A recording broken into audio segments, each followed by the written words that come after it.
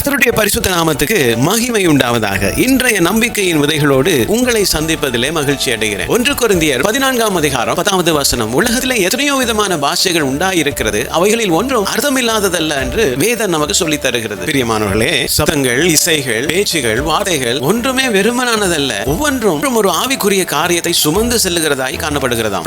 ஒவ்வொரு சப்தத்துக்கும் ஒரு அர்த்தம் இருக்கிறது என்று வேதம் சொல்லுகிறது. பாருங்கள், நாங்கள் அதிகாலையிலே ஒரு ஆராதனை பாடல் துதியோடு நம்ம நாளை தொடங்கும் பொழுது நம்முடைய வாழ்க்கையிலே இருந்து துறக்கப்படுகிற கதவு ஆவிக்குரிய காரியங்களை நம்முடைய வாழ்க்கைக்கு உள்வாங்குகிறதா இருக்கு. இதே ஒரு சினிமா பாடலோடு, உலகத்தின் பாடலோடு, உலக காரியத்தோடு, உலக வழக்க பேச்சோடு நாங்கள் தொடங்குவோமானால் அந்த காரியம் நம்முடைய வாழ்க்கையில திறக்கப்படக்கூடிய அன்றைய கதவு ஒரு அந்தகார காரியத்தை நம்முடைய வாழ்க்கைக்கு உள்வாங்குகிறதா இருக்கிறது. ஒவ்வொரு சப்தத்துக்கும் ஒரு அர்த்தம் இருக்கிறது என்று வேதம் சொல்லுகிறது. நம்முடைய சில சப்தங்கள், சில இசைகள் நம்முடைய வாழ்க்கையில இருக்கக்கூடிய ஆவிக்குரிய நிலைகளை தூண்டுகிறதா இருக்கிறது. அது தெய்வீக நிலைகளை தூண்டுகிறதா இருக்கலாம், இல்லாவிட்டால் நம்முடைய வாழ்க்கையிலே அந்தகாரத்தை தூண்டுகிறதா இருக்கலாம். பிரியமானவர்கள், எனக்கும் இது புரிகிறது. இந்த காரியத்தை புரிந்து கொள்ள உங்களுக்கு கடினமாக இருக்கிறது என்று சாதாரணமாக சொல்லுவோமானால், நாங்கள் அனுதினமும் கேட்கிற காரியத்தை வெறுமனே காதுகளிலே உள்வாங்குகிறவர்களாயிராமல் அதை குறித்த பகுத்தறிவு, அந்த சப்தத்தை, அந்த இசையை குறித்த பகுத்தறிவு நமக்கு அவசியம். ஏனென்றால் அது ஒரு காரியத்தை நம்முடைய ஆவிக்குள்ளாக, நம்முடைய ஆத்மாவுக்குள்ளாக அது கொண்டு வருகிறதா இருக்கிறது என்று வேதம் சொல்லுகிறது. ஏனென்றால் ஒவ்வொரு சப்தத்துக்கும், ஒவ்வொரு இசை, ஒவ்வொரு வார்த்தைக்கும் ஒரு அர்த்தம் இருக்கிறது என்று